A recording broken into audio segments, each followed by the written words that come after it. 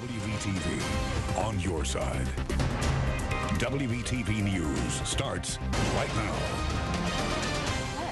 We have some good stuff coming up this morning. Let's talk about it. Okay.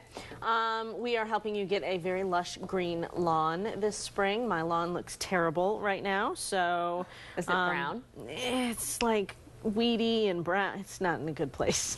Okay. But we're going to have a landscape professional in this morning with a little information on how you can help your turf a little bit. And we're going to talk a little bit about sod. If you have areas that you want to sod, what kind of sod you should use, given particular areas, how to care for your sod. And it's been kind of dry, so we'll see how that kind of works its way into the lawn care equation, if you will. I know you're a little hungry. All right, Lindsay, thank you. We're going to talk about your lawn next. All right, cool. Does that sound good? I've been thinking about sod lately. You have? That's funny, me too. Who said Next that? on WBTV News Saturday morning, if you're ready to try your green thumb this year, we're going to talk about some tips and tricks to make your lawn look like that one. That one on the right looks real good. We're going to talk about that coming up in just a couple of minutes. And we are talking about your lawn this morning, and this is a great time for us to be talking about it because you're probably thinking about it as well. So we are going to get all into it this morning. Charles Harris is here with us this morning. How are you from Harmony Turf Crafts? It's great to be here. Thanks for coming in. Okay, so we're talking sod this morning. We are. We're talking sod. I was just telling you in the commercial break, we put sod in our backyard when we built the house in about 4 years ago, 5 years ago, and it doesn't look very good, and I think we just haven't done a good job with it. Right, it's important to really take care of it. You think, well, I put down the sod, it's going to take care of itself. It certainly isn't. No, and it's really pretty simple, but there are a few things you need to do, and the good part is right now is a great time to be in your lawn because we have a lot of warm season grasses and cool season grasses in the Charlotte area. We're in the transition zone. You can see right here, this is a Harmony tall fescue right here. It grows great fall, winter, and spring. It's going to struggle a little bit in the summertime. And the Bermuda grass, this is a Harmony Play Bermuda grass, and it grows between the frost dates. So it's going to grow very well right now, all the way through the summer and the heat of the summer and all that type of thing. So it's a great time, regardless of what type of grass you have. This is a great time to get out there, put out your weed and feed or that kind of thing. Get the fertilizer out and control those weeds. So how do you know which? I mean, if you know people are watching right now and they need to put some down. How do you know which to choose? Which is the better choice, or does it really just depend on what you want? I get that question all the time. The lowest common denominator is how much sunlight do I have? Okay. Turf grass needs a minimum of 4 hours of sunlight, and there are certain grasses like this Harmony tall fescue.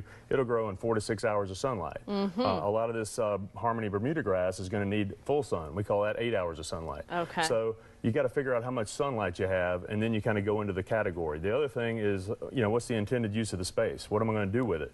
If you've got a high traffic area, you might go to something like this Bermuda grass, which is going to hold up the traffic a lot better.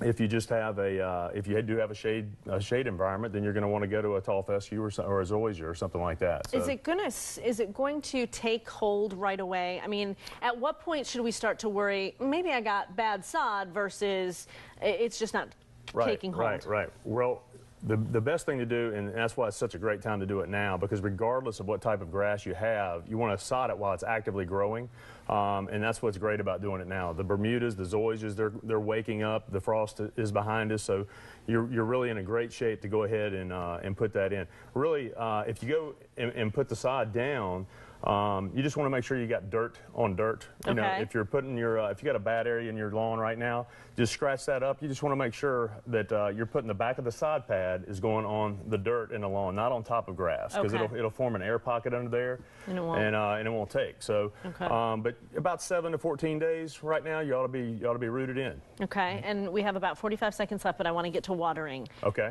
Overwatering, underwatering. What's the right amount to do? Yeah, overwatering happens quite a bit. I really recommend people get one of these rain gauges. All turf grass needs is 1 inch of water per week. That's it. That's it. So either if you're going to add the irrigation, supplement it. But if we have rainfall like we did last night, turn the irrigation off. You don't need to water it. 1 inch of water a week is all it takes. So it's really efficient from that standpoint. It's just overwatering does happen quite a bit. But if you get a rain gauge, you know exactly what you got. So if you get 5/10 or rainfall, you know, you only need another ½ inch, you know, for the rest of the week, so you don't need to overwater. Those are super cheap, so yeah. That doesn't cost much. Yeah. It's cheaper than water. It sure is.